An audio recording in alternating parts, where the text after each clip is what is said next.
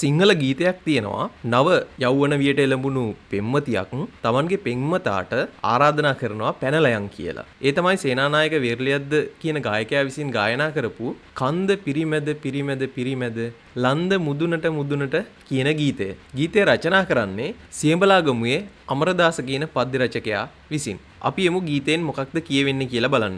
ගීතේ පළවෙනි කොටසෙන් කියනවා කන්ද පිරිමැද පිරිමැද පිරිමැද ලන්ද මුදුනට මුදුනට මුදුනට ඒවි හඳ පායලා වන්දනාවක යන්නේ කොහොමද නංගියේ අපි දැන්ම මග බැහැලා. පෙම්වතා විසින් තමන්ගේ පෙම්වතියට පවසන ප්‍රකාශයක් විදිහට තමයි ගීතය ගලාගෙන යන්නේ. මේ පළවෙනි කවිය අපිට පේනවා පිරිමැද පිරිමැද මුදුනට මුදුනට එකම ශබ්දයක් එකම පදයක් එක ළඟ යොදා ගැනීමෙන් නැති කරන රසය ජනනය කිරීමට සිංහල භාෂාවේදී කියන්නේ අනුප්‍රාස රසය කියලා. මේ පෙම්වතිය වයසින් අඩුයි. හැබැයි නව යෞවන වියට පත් වෙලා ඉන්න තරුණියක් මේ. පෙම්වතියගෙන් යෝජනාවක් වෙනවා තරුණයාට අපි පැනලා ගිහිල්ලා එකට ජීවත් වෙමු කියලා. එතකොට මේ පෙම්වතා කියන ප්‍රකාශය තමයි මේ ගීතේ අඩංගු වෙන්නේ. ඔහු කියනවා කන්ද පිරිමැද පිරිමැද පිරිමැද ලන්ද මුදුනට මුදුනට මුදුනට ඒවි හඳ පායලා. කඳුවලල්ලක වටවුණු නැත්නම් ඔය කඳුකර ප්‍රදේශයක තියෙන ගමකදී මේ අත්දැකීම ලැබලා ඇති.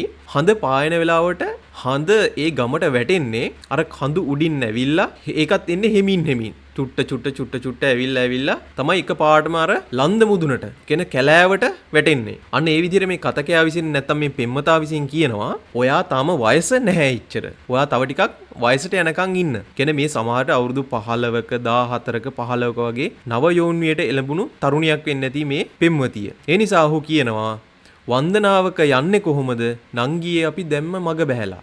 ඔහු අර වන්දනාව කියන එක කියන්නේ පැනලා යනවා නැත්තම් විවාහ වෙනවා කියන අදහසින් තමයි මෙතනදී මේ කතකයා කියන්නේ. ඔහු පෙම්වතියට කියනවා තව ටික දවසක් ඔහොම ඉන්න. සමහරට ඔහුට ආර්ථික පසුබිම හදාගන්න අවශ්‍ය ඇති. ඒ නිසා ඔහු කියනවා තව ටික දවසක් ඔබ ඉන්න. දෙවැනි කවියට එනවා අරලියා මල් ඔහේ පිපුණට පෝය නෑ ඇවිදින්. අරලියා මල් ඔහේ පිපුණට පෝය නෑ ඇවිදින්. ගෙවා අටවක වැඩෙයි අවසඳ නොවී ඉමු ඉක්මන්. ගෙවා අටවක වැඩෙයි අවසඳ නොවී ඉමු ඉක්මන්. දෙවෙනි කවියේදී එතකොට මේ කතකයා කියනවා අරලියා මල ඔහේ පිපුණට පෝය නෑ ඇවිදින්. පෝයට පිරුණු හඳක් තමයි අපිට දක්නට ලැබෙන්නේ. ඇය දැන් වැඩි වියට පත් වෙලා ඉන්නේ. නව යෝනියට එළඹිලා ඉන්නේ. නමුත් අරලියාමල් ඔහේ පිපිලා. කියන්නේ තාම නිශ්චිත විවාහයකට සුදුසු වයසක Tamanගේ පෙම්වතිය නැහැ. ගෙවා අටවක වැඩෙයි අවසඳ නොවීමු ඉක්මන්. ඉක්මන් වෙන්නේ නැතුව ඉමු. තව ටික දවසක් ඉවසුමු. වාගේ කල වයස හරියනකම්. අවසාන කවි පන්තියට එනවා. gedara budunage ඇල්ම බැල්මේ අමාවක ගෙවපන්. gedara බුදුනගේ ඇල්ම බැල්මේ අමාවක ගෙවපන්.